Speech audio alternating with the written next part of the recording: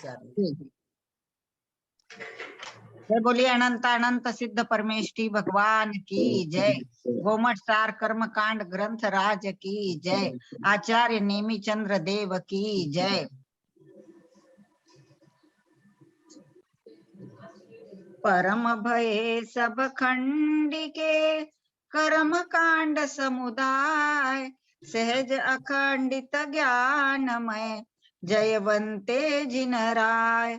विघ्न हरण मंगल करण नमो सिद्ध सुखकार नेमि चंद्र जिन जगतपति साधु वचन गुणधार। जीव कांड को जानिके ज्ञान कांडमय होय निज स्वरूप में रमी रहे शिव पद पावे सोय। प्रणमीय शिरसा नेमि नयन विभूषणं महावीरं सम्मत्तरयन निलयं पयडि समुक्कित्तनं मोक्षं पयडि समुक्कित्तनं मोक्षं। अब पढ़ रहे हम 94 नंबर की गाथा। 16 विस नभम 10 चौछक्के बंध ओच्छिन्ना दुगति सचदूर पुव्वे पण 16 जोगिनो एको। वापस पढ़ रही हूँ 94। 16 विस नभम 10 चौछक्के बंध ओच्छिन्ना दुगति सचदूर पुव्वे पण 16 जोगिनो एको। दीदी इसका हम अर्थ कर लेते फिर दूसरी गाथा पढ़ेंगे। हाँ, इसका अर्थ करके फिर दूसरी गाथा पढ़ लेंगे।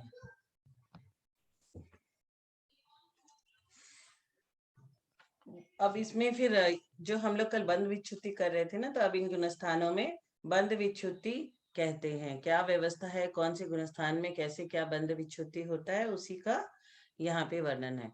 सबसे पहले ये बंध विच्छुत्ति, विच्छुत्ति क्या होती है? विच्छुत्ति का नाम बिछुड़ने का है। जैसे कोई चीज हमसे बिछुड़ गई है, थी हमारे पास लेकिन अब नहीं है, बिछुड़ गई है, उसी का नाम विच्छुत्ति है। प्रथम गुणस्थान में 16 प्रकृति की बंध विच्छुत्ति होती है, वो हमने कल देखा था। और सासाधन से अप्रमद गुणस्थान पर्यंत क्रम से 25 और उसके बाद मिश्र में 0, फिर एक एक करके 10, 4, 6, 1 एवं अपूर्व कन्नड़ के प्रथम भाग में 2, छठे भाग में 30 और सप्तम भाग में 4, नवम गुणस्थान में 5 और दसम गुणस्थान में 16 एवं संयोग केवली के एक प्रकृति की बंध विच्छुत्ति होती है। ये गाथा का अर्थ है, 2 लाइन की गाथा का अर्थ। और इसका विशेषार्थ क्या है ये मैं एक्सप्लेन करती हूँ। उत्पादानुच्छेद और अनुत्पादानुच्छेद ये 2 बंध विच्छुत्ति के नए हैं। 2 नए कौन कौन से हैं देखिए।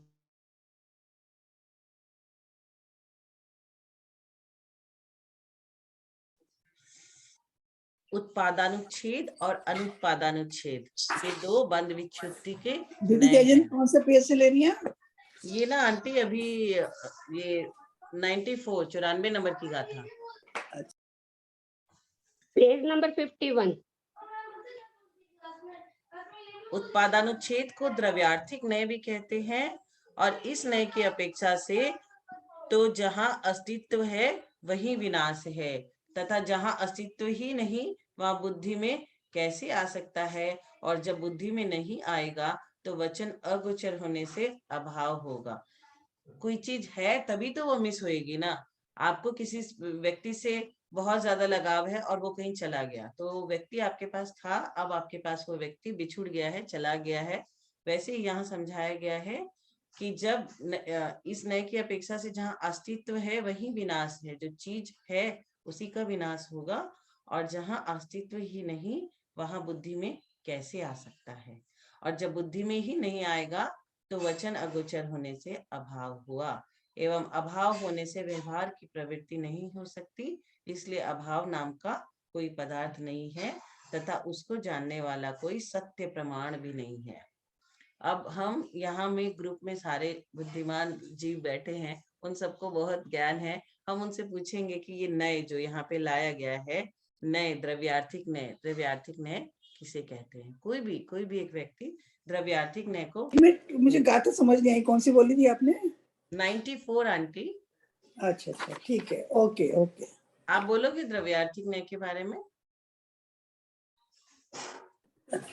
ये वैसे मैं थोड़ा देखती हूँ द्रव्यार्थिक नय, तो वैसे मतलब ही मैं इसकी लैंग्वेज में तो नहीं बोल पा रही हूँ। हाँ, आपकी लैंग्वेज बहुत अच्छी होती है, आसान होती है और मन से बोली भी होती है। आप किताब से नहीं बोलते हो, ये सबसे बढ़िया है हम लोग के लिए। हाँ, वैसे दो होते हैं, द्रव्यार्थिक नय और क्रियार्थिक नय। द्रव्यार्थिक नय में जो है, जो मेन मतलब द्रव्यार्थिक नय में इस चीज को ले आता है कि जो मतलब मेन चीज होती है ना, जो मतलब मेन चीज होती है द्रव्यार्थिक नय में, जो वास्तविक होता है, जैसे मान लीजिए कि एक द्रव्य है, जैसे जीव द्रव्य है, कुछ है, उसका जो शुद्ध रूप है वो द्रव्यार्थिक नय है, और जो उसका अशुद्ध और विभिन्न रूप है वो क्रियार्थिक नय है। मतलब मेरी अपनी भाषा में। अब बाकी मैं देख के भी थोड़ा सा मैं देख लेती हूँ तो बता रही हूँ। यहाँ पे जो उत्पादानुच्छेद कहा गया है ना, ये दो उत्पादानुच्छेद और अनुत्पादानुच्छेद, ये दो बंध विच्छुत्ति के नय हैं, और उत्पादानुच्छेद को द्रव्यार्थिक नय भी कहते हैं। अब प्रमाण सतरूप वस्तु को ही जानता है, असत रूप वस्तु में इसका व्यापार ही नहीं होता। यदि असत रूप में प्रमाण का व्यापार माना जाएगा तो गधे के सिंग में भी प्रमाण के विषय की प्रवृत्ति मानी जाएगी। क्या गधे के सिंग होता है? कभी किसी ने देखा है? लेकिन बोलते हैं गधे के सिंग की तरह गायब हो जाएगा वो चीज। वो तो थी ही नहीं उसके पास। सिंग तो होता है गाय, भैंस, बैल, इन सब के, लेकिन गधे के कभी नहीं होता है, लेकिन बोला जाता है। तो किंतु ऐसा नहीं है, क्योंकि गधे के सिंग की अनुपलब्धि है, वो उपलब्ध ही नहीं है। अतः जहां पर अस्तित्व है वहीं पर नास्तित्व है। और अनुत्पादानुच्छेद पर्यायार्थिक नय का विषय है। अभी हम लोग ऊपर क्या पढ़े थे? द्रव्यार्थिक नय, वो उत्पादानुच्छेद के लिए, और अनुत्पादानुच्छेद पर्यायार्थिक नय का विषय है। और इस नय के अभिप्राय अनुसार जहाँ सत्व नहीं वहां अभाव है, जहाँ सत्व नहीं वहां अभाव है। भाव की उपलब्धि होने पर अभाव का विरोध है, क्योंकि सद्भाव के निषेध बिना अभाव हो नहीं सकता। तथा ऐसा भी नहीं है कि कर्मों का नाश नहीं है, क्योंकि घाटिया और अघातिया कर्म सर्वत्र नहीं पाए जाते। जो सद्भाव रूप है उसका अभाव नहीं है, इसी कारण सद्भाव और अभाव का परस्पर में विरोध है। अतः जहां नास्तित्व है वही नास्तित्व कहना योग्य है, और स्याद्वाद में दोनों नय अविरोधी है। अतः वहां विच्छुत्ति के कथन में द्रव्यार्थिक नय रूप उत्पादानुच्छेद की अपेक्षा ही कथन किया गया है। अब त्रिशला आंटी, अनुत्पादानुच्छेद पर्यायार्थिक नय का विषय है। अब इसके बारे में आप एग्जांपल देखिए, एकदम सरल सी भाषा में। वैसे मैं बताती हूँ, जो उत्पादानुच्छेद है और अनुत्पादानुच्छेद है, अनुत्पादानुच्छेद को तो हम साधारण विषय में कहते हैं बंध, वहां तक बंध है, मतलब बंध है, और कहाँ पर बंध नहीं है। अनुत्पादानुच्छेद को हम लेंगे कहाँ पर बंध नहीं है, मतलब बंध द्रव्यार्थिक नय भी उत्पादानुच्छेद को मतलब द्रव्यार्थिक नय भी कहते हैं, क्योंकि इस अपेक्षा से तो जहां अस्तित्व है, जहां बंध है, बंध का विनाश भी है, मतलब बंध खत्म भी होता है।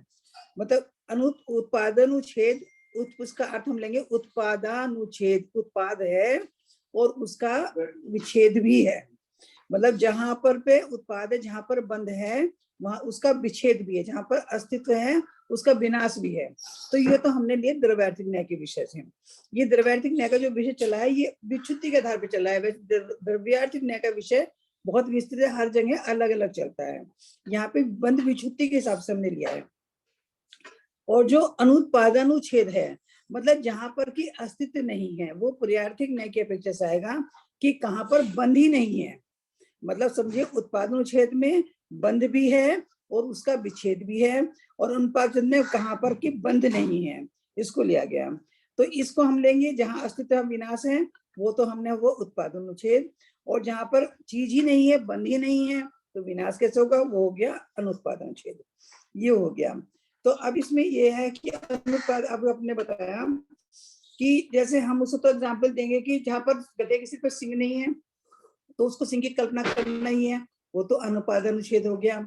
लेकिन जहां पर जैसे हमने मध्यार्थ कर्म का बंध हुआ, लेकिन उसका मतलब फिर हम सम्यक प्रकट हो गया, तो वो गया उत्पादन अनुच्छेद इसलिए हो गया क्योंकि जहां पर वो बंध था उसका विनाश होके अब सम्यक में आ गया। अब हम इसको लेंगे अनुत्पादन अनुच्छेद में प्राकृतिक न्याय का विषय है। इसने के अनुसार तो ये हो गया ना अभिप्राय, जहाँ सत्य नहीं है वहां अभाव है, मतलब सती नहीं है, गधे के सिर पर सिंह नहीं है तो अभाव है। कि भाव की उपलब्धि होने पर अभाव का विरोध है, मतलब भाव नहीं है, कोई चीज नहीं है तो अभाव का तो क्या, अभाव का तो विरोध है। जब कोई चीज नहीं है तो वो खत्म ही क्या होगी, जब है ही नहीं तो वो खत्म ही क्या होगी, है ही नहीं। क्योंकि सद्भाव के बिना, किसी चीज के होने के बिना उसका तो निषेध हो ही नहीं सकता। जो चीज है नहीं उसको खत्म क्या करेंगे, कोई चीज है ही नहीं उसका क्या खत्म करेंगे। तो ऐसा नहीं, मतलब उसमें हमें फिर ऐसा भी नहीं लेना। अब तो ऐसा भी नहीं है कि कर्मों का नाश नहीं है, क्योंकि घातीय घातीय कर्म तो हमेशा नहीं पाए जाते। कैसे हम ले सकते हैं, सिद्ध के हिसाब से ले सकते हैं, घातीय कर्म तो अनंत के हिसाब से ले सकते हैं, अनंत करना उनका विनाश हुआ। लेकिन अघातीय कर्म में हमारे सिद्धों में भी नहीं है, तो दोनों का विनाश है, मतलब कर्म है लेकिन कर्म का विनाश भी है ना। जो अगर कर्म ही नहीं होंगे तो उनका विनाश क्या होगा। इस कारण सद्भाव और अभाव दोनों परस्पर में विरोध है, मतलब किसी का होना और किसी का नहीं होना, होना या ना होना दोनों में विरोध तो नेचुरली अपने आप दिखाई दे रहा है। तो यहाँ पर नास्तित्व है वही नास्तित्व कहना योग्य है। स्वादाद में दोनों ने अविरोधी। अब हमने इसमें मतलब मेन बात हमें ये जाननी है, यद्यपि दोनों चीजें विरोधी हैं, कोई चीज है या नहीं है, दोनों विरोध हो गए, लेकिन फिर भी कहते हैं स्वादवाद का अर्थ है कि दोनों अविरोधी है, मतलब विरोधी नहीं है, दोनों का कथन ही उपयोगी है। हमारे स्वाध्याय में दोनों ही कथन को लिया गया है। किस लिए लिया गया है, इसका थोड़ा सा एग्जाम्पल मैं बताती हूँ कि जैसे स्यात है और स्यात नहीं है, कोई चीज है भी कोई चीज नहीं भी है। जैसे हमने कह दिया कि जीव तो नित्य है ना, जीव नित्य है, ये द्रव्यार्थिक न्याय का विषय हो गया। जीव नित्य है, नित्य कैसे है, पहली पर्याय में भी यही जीव था, उससे पहली पर्याय में भी यही जीव था, और आगे वाले पर्याय में भी यही जीव, मतलब आत्मा यही आत्मा रहेगी, है ना। तो नित्य है, लेकिन हम कह सकते हैं किसी न्याय से जीव अनित्य भी है, अनित्य है। अनित्य हमने कैसे माना, अनित्य हमने ऐसे माना कि इस समय हमारी जो पर्याय है वो स्त्री में है, त्रिशला में है, अन्य पर्याय पता नहीं किसमें होगी, उससे अन्य पर्याय पता नहीं किसमें होगी, और उससे पहले पर्याय में हम पता नहीं क्या थे। तो इस तरह से जो है ये अनित्य माना जाएगा। तो इस तरह से दोनों जो है अविरोधी हैं। यहाँ विच्छुत्ति के कथन में द्रव्यार्थिक न्याय उत्पादन अनुच्छेद की अपेक्षा ही कथन किया गया है। उत्पाद अर्थात विद्वान का अनुच्छेद अविनाश रूप है, जो उत्पादन अनुच्छेद न है। इस प्रकार द्रव्यार्थिक न्याय की अपेक्षा अपने अपने गुण स्थान के चरम समय में बंध विच्छुत्ति होती है। अर्थात जहां पर बंध विच्छुत्ति होगी, जिस गुण स्थान तक बंध है उस गुण स्थान के अंत तक बंध विच्छुत्ति होती है। और प्राकृतिक न्याय की अपेक्षा से तो अंतिम समय के अनंतर समय में उन प्रकृतियों के बंध का नाश होता है। मतलब कितना सूक्ष्म विषय इसमें ले लिया कि द्रव्यार्थिक न्याय के विषय तो जब वो हमारे दिन से गुणस्थान खत्म हुआ उसी समय हुआ, लेकिन प्राकृतिक न्याय के विषय से जिस अंत गुण स्थान के अंतिम समय से पहले समय में बंध विच्छुत्ति हो जाती है। दोनों जो है विरोधी नहीं है किसी तरह से। विच्छुत्ति का नाम बिछोड़ने का है, जहां पर विच्छुत्ति कही जाती है वहीं पर उनका संयोग रहता है। मतलब जो चीज होगी उससे भी तो उसकी विच्छुत्ति होगी, अगर कोई चीज नहीं होगी तो उसका वो हटेगी क्या, नहीं होगी। जैसे दो पुरुष एक नगर में रहते थे, उसमें से एक पुरुष दूसरे स्थान पर गया, वहां किसी ने पूछा कि तुम कहाँ बिछड़े थे, तब उसने कहा अमुक नगर में बिछड़े थे। इस प्रकार जहां उनका संयोग था वहीं बिछड़ना कहा। इसी तरह जहां जहां पर कर्मों का बंध, उदय अथवा सत की विच्छुत्ति बताई गई है, वहीं वहीं पर उन कर्मों का बंध, उदय और सत रहता है। मतलब जिस गुण स्थान तक बंध है और जिस गुण स्थान में उदय होता है और सत कहाँ तक रहता है, ये ऐसा नहीं तीनों एक गुण स्थान में रहेंगे। बंध किसी गुण स्थान में हो सकता है, सत उसके आगे तक रह सकता है, और जो है उदय जो है उसके बाद या पहले या उस समय भी आ सकता है, उससे आगे नहीं रहता। ऐसा विच्छुत्ति का स्वरूप जानना, सो ये तो द्रव्यार्थिक न्याय का अभिप्राय है। तथा उसी पुरुष को पूछने पर ऐसा भी कहा गया कि हम अमुक नगर को छोड़कर अमुक नगर आए, वहां से पृथक हुए, तो जैसे वहां संयोग का अभाव हुआ, बिछुड़ना वही हुआ। उसी प्रकार अबंध में और बंध का अभाव जानना, यह प्रायर्थिक न्याय का अभिप्राय है। तो समझ में आया तो हाँ ठीक है। कुछ हाँ, प्रॉब्लम? बहुत अच्छा से समझाया कि जो हाँ। चीज जहाँ पे लास्ट मिले थे, जैसे कोई जाके कंप्लेन करता है पुलिस स्टेशन में कि मेरा बच्चा खो गया, तो पुलिस उससे पूछता है कि आप उसको लास्ट कब देखे थे, कहाँ पे देखे थे, कौन सी जगह पे देखे थे, तो वो उसकी माँ बोलती है कि लास्ट मैंने देखा था वो रूम में बैठ के टीवी देख रहा था।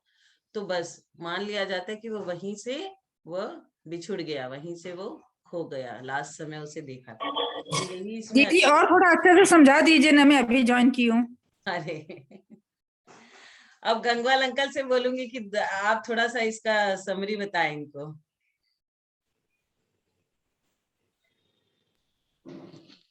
देखिए, अभी त्रिशला दीदी ने अच्छा ही समझाया है।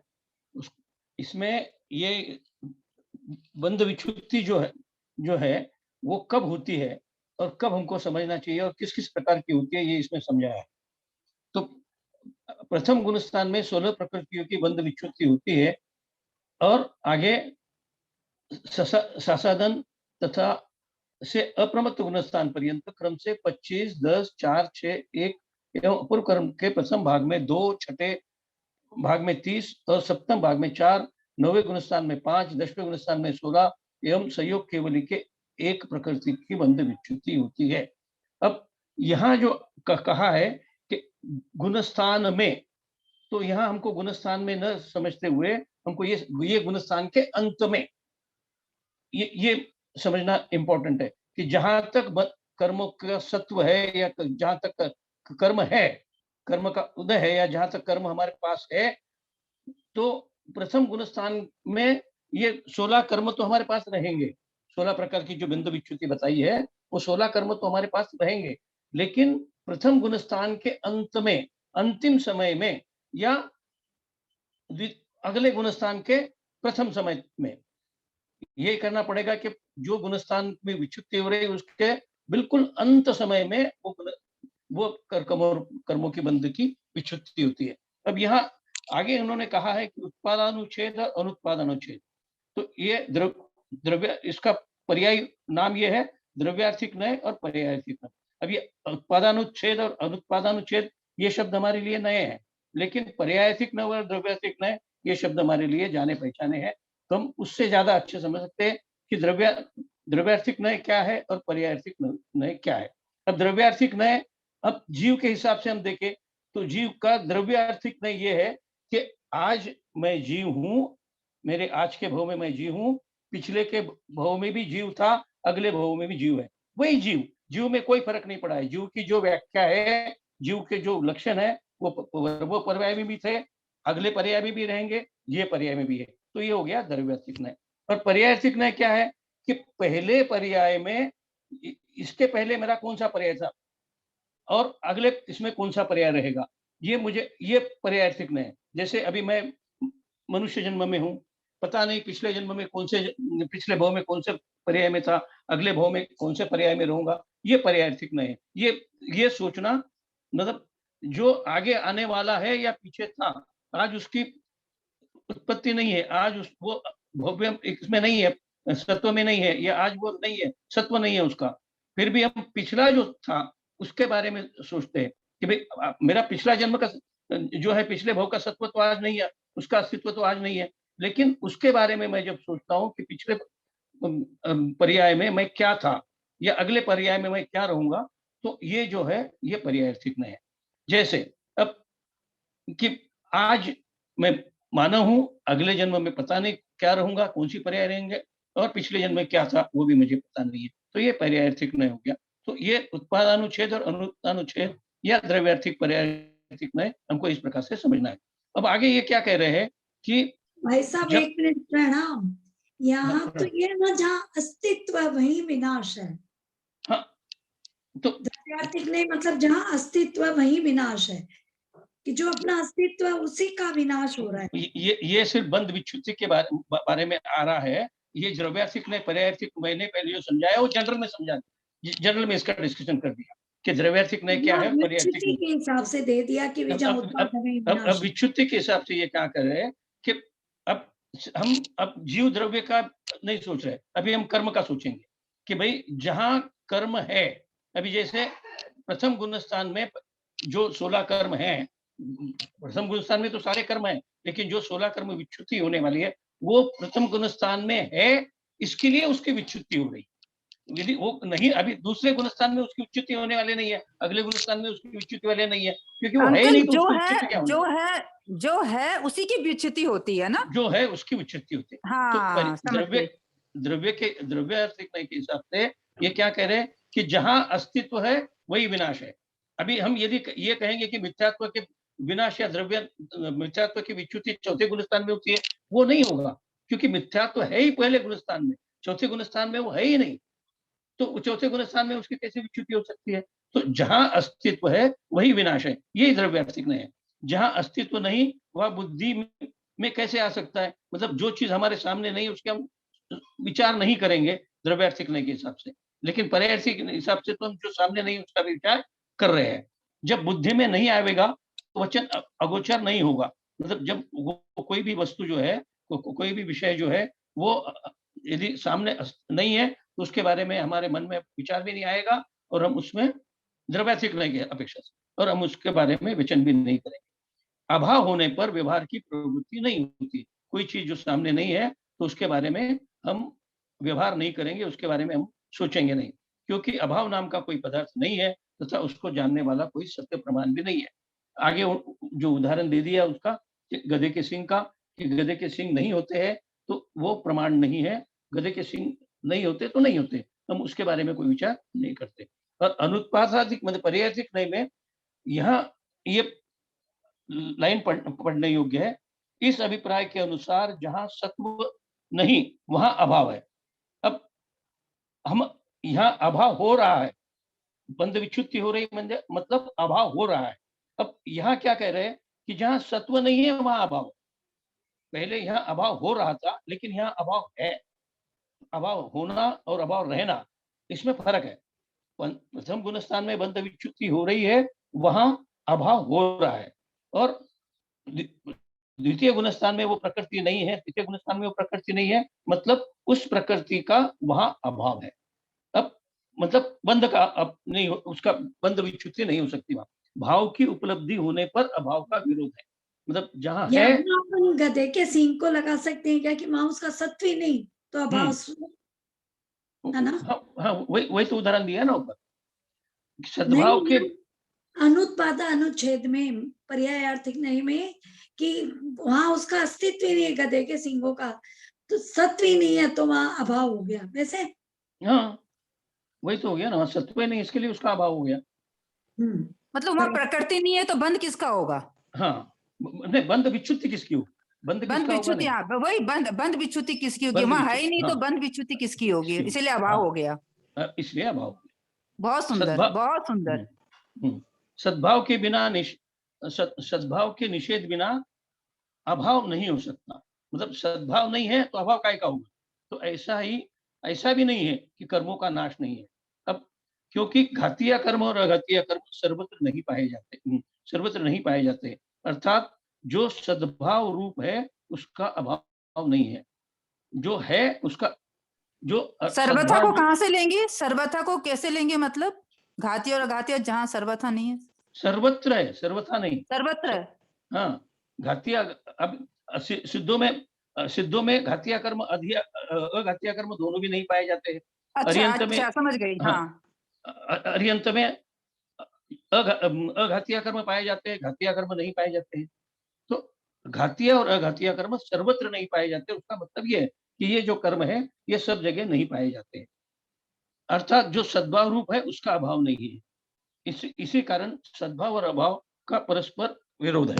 मतलब जहां सद्भाव है वहां अभाव नहीं हो सकता, जहां अभाव है वहां सद्भाव नहीं हो सकता। इसके लिए ये परस्पर में विरोधी शब्द है।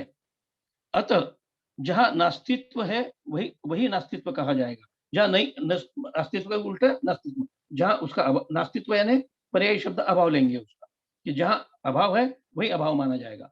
और स्याद्वाद में, अब स्याद्वाद में हम क्या कहते हैं कि ये दोनों नए जो है वो अविरोधी है, किंतु दोनों नए से हम उसका विचार करना चाहिए, दोनों विरोधी एक साथ साथ।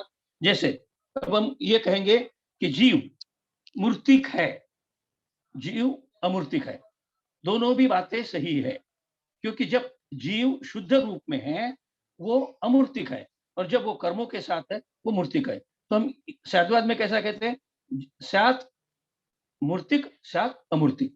तो दोनों भी साथ, हम दोनों भी बातें स्याद्वाद में मानी जाती है। एक में मूर्ति रूप पने का अभाव हो गया, दूसरे में मूर्ति रूप पने का सद्भाव हो गया। दोनों अलग अलग है, लेकिन दोनों जीव के ही है। तो वो जो है स्याद्वाद में कोई भी एक, ये दोनों भी स्टेटमेंट हमारे सही होते हैं कि जीव मूर्तिक भी है, जीव अमूर्तिक भी है। यदि हमने को किसी ने पूछा कि जीव मूर्तिक है या अमूर्तिक है, तो हम यदि ये कहते हैं कि जीव मूर्तिक है तो वो पूरा सच नहीं है।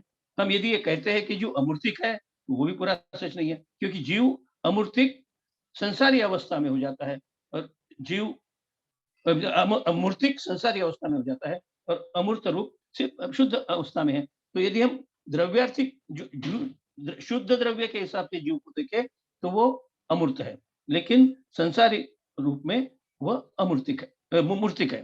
तो इस प्रकार दोनों हमारी बातें स्याद्वाद में कही जाती है कि वो स्याद मूर्तिक भी है, स्याद अमूर्तिक भी है।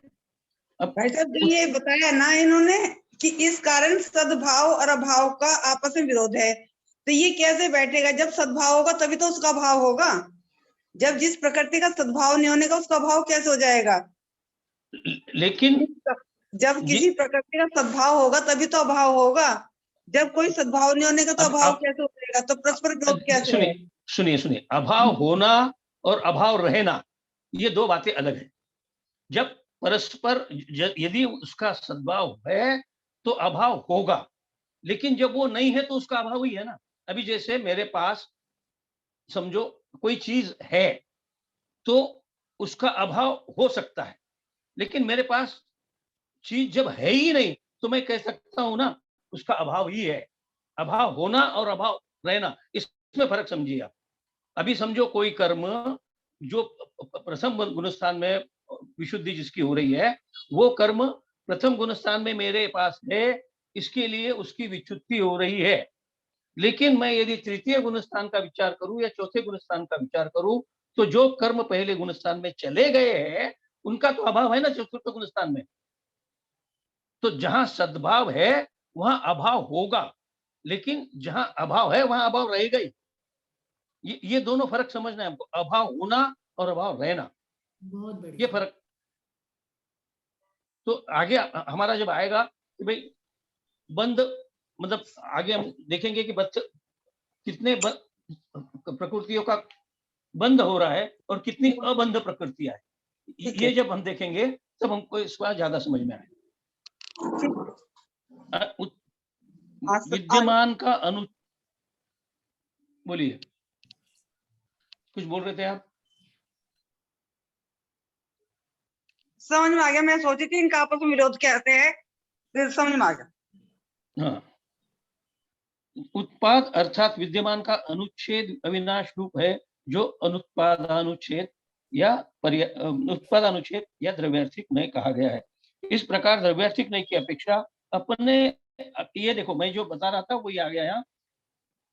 द्रव्यार्थिक नय की अपेक्षा अपने अपने गुणस्थान के चरम समय में बंध विच्युत्ति होती है, क्योंकि वो चरम समय तक वो प्रकृति है, तो चरम समय में उसकी बंध विच्युत्ति है। और पर्यायनाथ की अपेक्षा से तो उस अंतिम समय के अनंतर समय में उन प्रकृतियों का बंध का नाश होता है।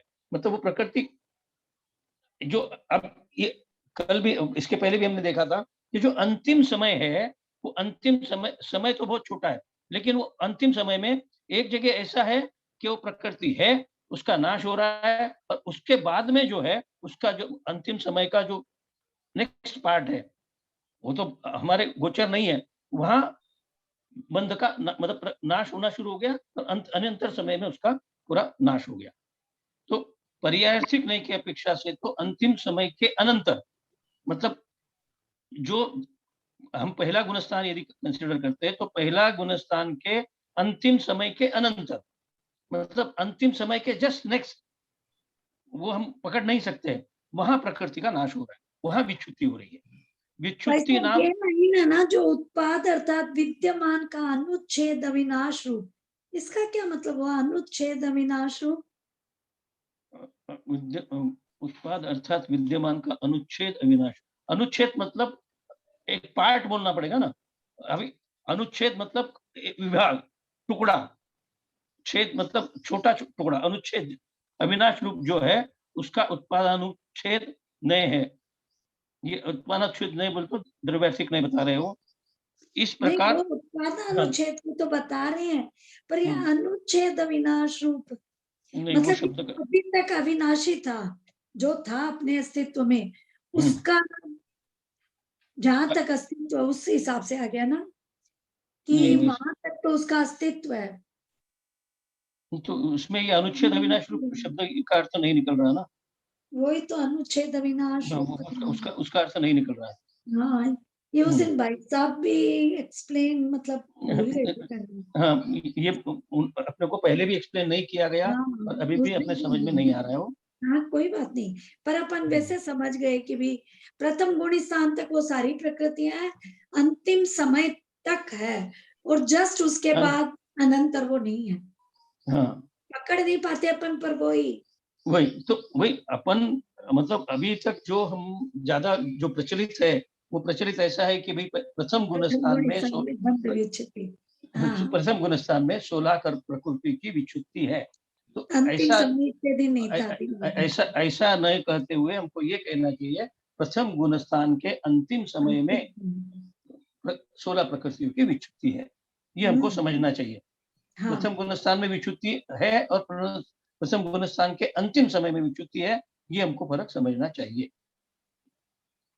तो फिर आगे उन्होंने वो शिक्षा दीदी ने अच्छा समझाई है कि भाई दो, जब बच्चे का उदाहरण लेके समझाया कि बच्चा, सोनू दीदी ने, कि बच्चा कहाँ गायब हो गया, ये पुलिस वाले पूछते तो वैसा वहाँ कहाँ विच्युति हुई ये हम समझते हैं। तो इसी तरह यहाँ वही उदाहरण दिया है कि विच्युति कहाँ हो रही है ये समझने।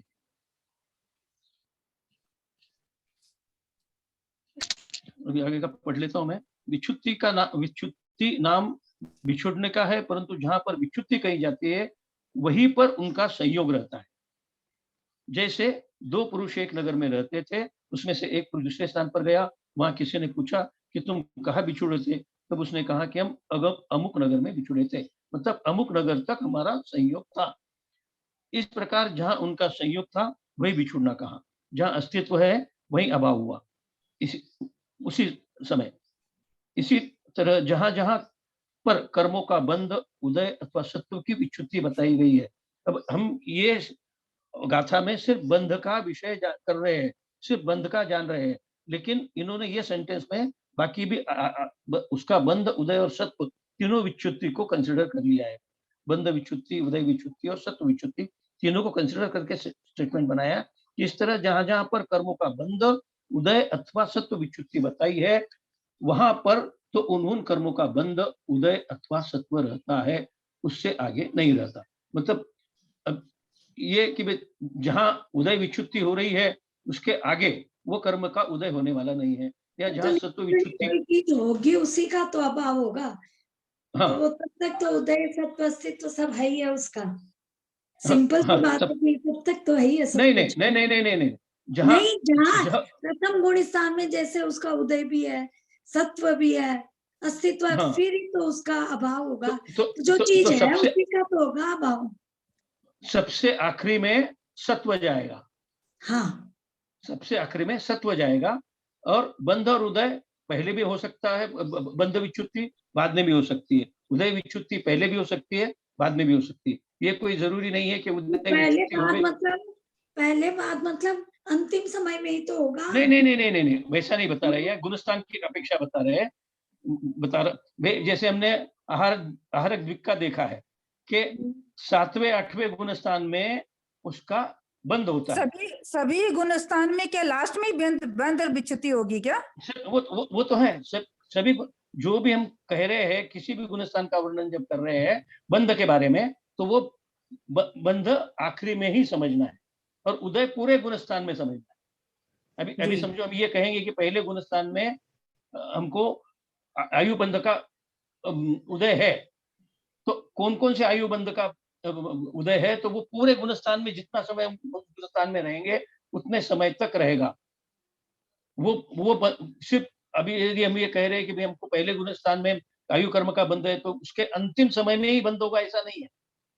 मैं आयु कर्म बोल रहा हूँ, आयु कर्म तो नहीं बोलना चाहिए इसमें। आयु कर्म का तो अलग अलग समय है, बाकी दूसरे समझो नाम कर्म है या ज्ञानावरण कर्म है, तो पहले गुणस्थान में ज्ञानावरण कर्म का उदय हो रहा है, तो वो जो उदय है वो कंटिन्यूअस है, वो सिर्फ आखिरी समय में ऐसा नहीं है। सिर्फ बंध के बारे में हमको ये जानना है कि बंध जो हो रहा है, वो बंध विच्युति जो हो रही है वो अंतिम समय में होगी, सत्व विच्युति जो हो रही है वो भी अंतिम समय में होगी, लेकिन उदय तो कंटिन्यूअस है। लेकिन यहाँ उदय सिर्फ विच्युति अंतिम समय में है ऐसा ना, नहीं है। उन कर्मों का बंध, उदय अथवा सत्व, ये तीनों चीजें तो है ही है, बंध, उदय और सत्व, पूरे गुणस्थान तक। प्रथम गुणस्थान में जितने समय आप पूरा सेंटेंस पढ़िए, आधा सेंटेंस मत पढ़िए। जहां जहां कर्मों के बंध, उदय अथवा सत्व की विच्युति बताई गई है, वहां तक तो, वहां पर तो उन कर्मों का बंध, उदय अथवा सत्व रहता है। हाँ, तो मैं गलत कहाँ वहां पर तो, हाँ, वहां मतलब जैसे प्रथम गुणस्थान में जो जो बंध विच्युति होने वाली है, तो उसके पहले तक तो इन तीनों चीजें ही तो है ना, बंध, उदय और सत्व। नहीं, ये सिर्फ प्रथम गुणस्थान के बारे में। ऐसा कोई निश्चित, मंजू जी, ऐसा कोई पक्का नहीं है कि जहाँ पर बंध है वहीं पर सत्व भी है। उदय तो है, बंध है, उदय है, सत्य है, सत्व तो हमेशा ये कोई रहेगा। जरूरी नहीं है कि हमारा अगर यहाँ बंद हो रहा है तो सत्य भी हमें यहीं पे मिलेगा। अब जैसे तीर्थंकर प्रकृति का बंद होता है, बंद हो गया, लेकिन सत्य तो उसका आखिर तक रहता है, सत्य तो रहता ही है उसका। जैसे दूसरे हार्दिक प्रकृति है, वो सातवें गुण बंदी तो सातवें गुण स्थान में है, लेकिन वो उदय में आती छठे गुण स्थान में है ना। 7वें से 8वें के छठे भाग तक, अपरूकण तक ये उसमें बनती रहती है, लेकिन उदय में आती 7वीं। ऐसा कोई निश्चित नहीं है कि जहां बंद उदय होगा वही उदय होगा, वही सब होगा, ऐसा निश्चित नहीं है ना। जो वहां पर तो बंद, उदय अथवा सत्व रहता है, ये मेरे थोड़ा कंफ्यूजन हो रहा है। उससे आगे नहीं रहता तो समझ में आया कि उसके आगे तो बंद विच्युति हो गई, फिर ये नहीं है। आप किसी भी एक कर्म का उदाहरण लेके समझिए ना, आप किसी भी एक कर्म का उदाहरण लेके समझिए। जाती है भाई साहब, जैसे आगे नाम दिया है ना प्रथम गुण स्थान में जिनकी बंध विच्युति हो रही है, समझ लीजिए केंद्रीय जाती है, तो जब तक प्रथम गुण स्थान में है तब उसका क्या तो एक केंद्रीय जाति का बंध, उदय कहाँ रहेगा उससे ना, बंध, उदय और सत्व तीनों भी प्रथम गुणस्थान में है। प्रथम गुणस्थान के अंत में उसका बंध की विच्युति हो गई है, लेकिन उसका एकेंद्रीय जाति का उदय विच्युति, अब आगे जब देखेंगे कि उसकी उदय विच्युति कब हो रही है वो बाद में आएगा, लेकिन उसका उदय तो है ही। वह आगे पहले गुणस्थान के बाद उसका उदय तो रहेगा ही, और सत्व भी रहेगा। उसकी सत्व विच्युति और ये कब हो रही है वो आगे हम जब पढ़ेंगे तब हमको समझ में आएगा। हो सकता है बाद में समझ में आए, अभी कुछ थोड़ा देखो जैसे तुमने ये बताया ना, यहाँ पर इतना ही समझना है हमको कि जहां जहां पर कर्मों के बंध, उदय अथवा सत्व की विच्युति बताई है, वहां पर तो उन जहां बंध बताया गया है वहां उन कर्मों का बंध है, जहां उदय बताया गया है वहां उन कर्मों का उदय है। मतलब उनका सद्भाव वर्ड इसके लिए ही तो है कि वहां तक उन तीनों का सद्भाव है। बस वही है, फिर वही है और कुछ नहीं है। जहां तक बताया, अभी पहले गुणस्थान में बताया तो पहले गुणस्थान तक वो है, दूसरे गुणस्थान में बताया तो दूसरे गुणस्थान तक वो है। उदय भी वैसे ही लेना पड़ेगा। वही मैं कह रही हूँ ना कि तीनों को लेना। ऐसा विच्युत आप क्या बता रही हैं त्रिशला जी, कुछ और बता रही हैं? मैं तुम्हें ये बता रही थी कि बंद होकर मतलब जरूरी नहीं है कि जहाँ बंद विच्युति हो गई वहां पर उदय भी खत्म हो गया या सत्व भी खत्म हो गया, ऐसा नहीं होता। मतलब बंद भी अलग उसमें हो सकता है, उदय भी, मतलब कभी कभी बंद उदय सब तीनों एक उसमें हो जाते हैं, कभी कभी जो है बंद पहले बाद में होता है, और उदय पहले आ जाता, उदय पहले होती प्रकृति, कभी कभी उदय और सत्व, जब जो जो से गुण स्थान में बंद होगा, जो उनकी में उदय होगा, और जिस गुण स्थान में सत्व होगा उन स्थान तक रहेगा। ये मतलब ऐसा नहीं है कि एक साथ तीनों का होता है, ये मेरा कहने का अभिप्राय था। एक साथ तीनों का नहीं, पर तीनों चीज रहेगी तब तक, मैं ये बोल रही हूँ। अभी उसमें ये भी सोचना है हमें, नहीं, जैसे नहीं। जैसे हर नहीं, द्वीप का हम देखो सोचते हैं। तीनों चीज, एक बात तुम समझो, तीनों चीज एक साथ कैसे रहेंगी, मेरी मतलब छोटी सी बात में तुम्हें एक साथ रहने का नहीं बोल रही कि हाँ प्रथम गुण स्थान में उसका बंध भी है, उदय भी हो सकता है, सत्व भी हो हाँ, सकता बंद तीनों है, तो उसमें एक हाँ, ये कुछ मैं में बोल तो रही हूँ। तीनों चीज एक साथ हैं, कुछ में तो सभी चीज, अधिकतर तो एक साथ ही हैं, पर कुछ कुछ में अलग अलग भी हैं, ये समझिए आप, है ना, ये मतलब है कहने का, है ना, हमको कहने ये का भी, मतलब। हाँ बोलिए। अब आगे आप क्या कह, मतलब मैं ये बोल रहा था कि ये ध्यान अपने को ये भी समझना चाहिए कि जैसे आहारक द्वीप का हम कहते हैं कि 7वें और 8वें गुण स्थान में बंद होता है, और छठे गुण स्थान में उदय होता है। हाँ, तो ये छठे गुण स्थान में उदय जो होता है, वो पहले जो बंद किए हैं कर्म आहारक द्वीप के, जो सत्व में है, उसका उदय छठे में होगा। हाँ, देखो ऐसा है कि छठा सातवां गुण स्थान तो निरंतर आते जाता रहता है, आते जाते रहता है। आदमी है ना, आदमी साथ में उसने उदय बांधा, 8वें के छठे भाग तक बंद करा, फिर वो छठे में आ गया, तब वो उदय में आ गई, तब वो उदय में आ गई, है ना, ऐसा समझ सकते हैं ना, तब उदय में आ गए। अब जैसे मतलब ये मार्ग में भव्य कुछ है, इसको समझ तो ये 14वें गुण स्थान तक सत होता है, भद्रत का बंदी छूट जाती है पहले से, मतलब कुछ चीजें ऐसी होती हैं जिनका सत बाद तक रहता है, किनका तो सब पहले तक रहता है, सत्व तो आखिर तक रहता है ऑलमोस्ट, सत आखिर तक रहेगा। हाँ, अच्छा, अब दूसरा ये ले लेते हैं, अब सोनू जी शायद कहीं चली गई हैं, अब इसे आगे पढ़ लेते हैं। प्रथम गुण स्थान संबंध, सुनो, यदि पंडित जी नहीं आते हैं तो तुम वो जो है ना, ये जो नए वाला है ना कि ये अस्ति नास्ति, अस्ति अस्ति नास्ति, ये वाला टॉपिक लेना आपकी बात। अच्छा, आज तो देर हो गई। हाँ, ये अब की बार अस्ति नास्ति ये वाला लेना, ये जो 6 है ना, 7 तरह से जो बात कही जाती है। हाँ, हाँ, ये अस्ति नास्ति वाला टॉपिक बहुत अच्छा है। हाँ, ये वाला टॉपिक लेना। आपसे ये कर लो,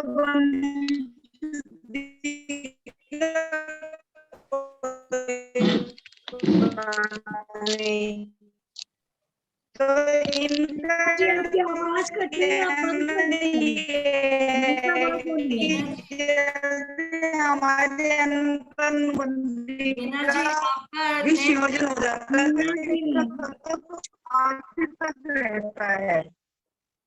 है ना। मेरी आवाज कट रही है? कुछ भी सुनाई नहीं दिया। अच्छा, आवाज कट रही है।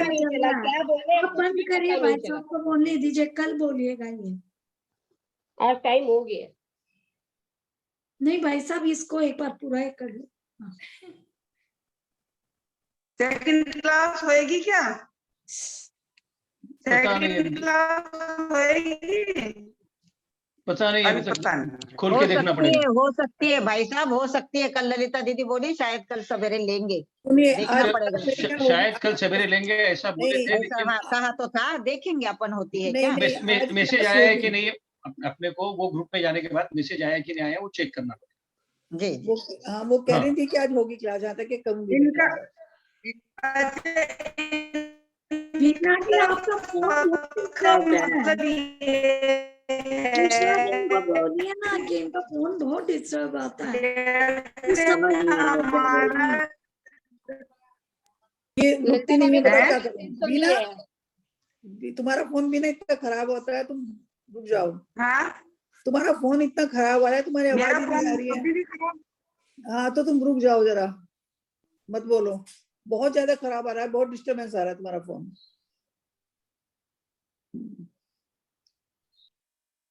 अब बोलिए। हाँ, तो ये हमारे 94 गाथा का जो आखिरी के 4 लाइन रह गए, उसको पढ़ने के बाद हम जिनवानी स्तुति कर लेंगे। ऐसा विच्युति का स्वरूप जानना, सो यह द्रव्यार्थिक नय का अभिप्राय है, तथा उसी पुरुष को पूछने पर ऐसा भी कहा गया कि अमुक नगर को छोड़कर अमुक नगर आए, वहां से तो जैसे जहाँ संयोग का अभाव हुआ, बिछुड़ना वही हुआ। उसी प्रकार अबंध में बंध का अभाव जानना, मैं जो आगे बता रहा था कि आगे आएगा वो यहाँ बताया। उसी प्रकार अबंध में बंध का अभाव जानना, मतलब जो प्रकृति अबंध है उसका अभाव है, ये हमको जानना है। उसी प्रकार अबंध में जो आगे कौन कौन सी प्रकृतियां अबंध है, वो जब हम समझेंगे तो अबंध का मतलब वह बंध का अभाव है। यही पर्यायर्थिक न्याय का अभिप्राय है। इस तरह हम गुणस्थानों की बंध विच्युति के हिसाब से काफी आज चर्चा हो गई है। अब ये जो 95 है, कौन कौन सी प्रकृतियां है उनका उन्होंने वर्णन दिया है कि कौन सी प्रकृति कब विच्युति होती है। तो उसमें हमको यही ध्यान में रखना है कि जनरल, मतलब ऐसा उसका रूल नहीं है, लेकिन जनरल जब हम प्रथम गुण स्थान में कौन कौन सी प्रकृतियां विच्युति होती है, तो सबसे जो कनिष्ठ, जो सबसे खराब प्रकृतियां है, वो प्रथम गुण स्थान में उनकी विच्युति हो जाएगी। जैसे संस्थान में हुंडक संस्थान सबसे निचला है तो उसकी विच्युति हो रही है। वेद में नपुंसक वेद सबसे खराब है, उसकी बंध विच्युति हो रही है। इस प्रकार ये 16 प्रकृतियों का नाम में ध्यान में रखने के लिए वो देखना है। अब जैसे गति सोचेंगे तो नरक गति सबसे खराब है, तो नरक गति के संबंधी जो 3 है उनकी विच्युति हो जाएगी। जाति के हिसाब से विकलत्रय जाति और एक केंद्रीय जाति खराब है, उसकी विच्युति हो जाएगी। सहनन में असंप्राप्ता स्फटिका सहनन जो है वो सबसे खराब है, उसकी विच्युति हो जाएगी।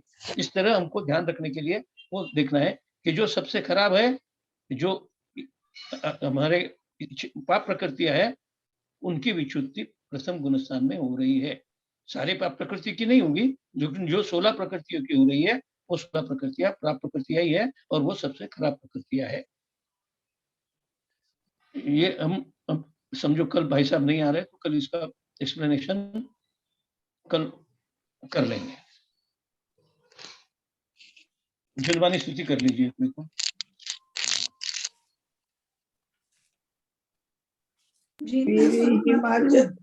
हाँ बोलिए बोलिए बोलिए, मुझे आप बोलिए।